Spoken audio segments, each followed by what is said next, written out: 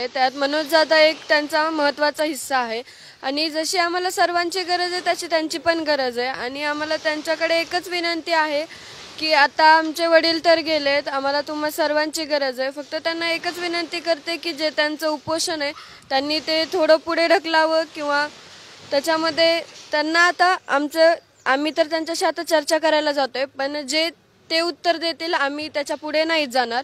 ते जसं म्हणतील तसं आम्ही करू. म्हणजे मनोज जरांगे पाटील जर उद्या उपोषणाला बसले तर या लढ्याकडे दुर्लक्ष होईल अशी शंका तुझ्या मनात येते का? दुर्लक्षाचं म्हणजे असं तर आम्हाला काय वाटत नाहीये, कारण की आज पूर्ण महाराष्ट्र पण आमच्या सोबत आहे. आम्हाला इतकंच वाटतं तर समजा असं बोलू नये, पण त्यांना आमची साथ म्हणजे त्यांची साथ आम्हाला हवी आहे आणि ही जशी आम्हाला सर्वांची साथ कायम हवी आहे तशी पण आम्हाला त्यांची साथ हवी आहे. फक्त आम्ही त्यांना एकच विनंती करू की जे तुमचं आमरण उपोषण आहे ते थोड्या दिवस थांबवा किंवा अशी एकच विनंती आहे. पण त्यांच्या शब्दापुढे आम्ही जाणार नाहीत. आम्ही त्यांना फक्त विनंती करण्यासाठी जातोय. जे ते म्हणतील आम्ही ते ऐकू.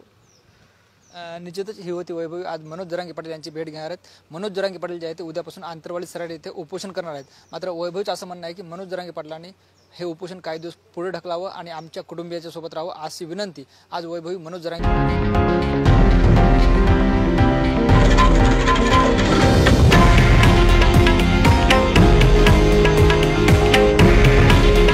हे आहे देशातील नंबर 1 न्यूज नेटवर्क आणि आपण पाहत आहात TV9 मराठी. काळजी तुमची, हित महाराष्ट्राचं.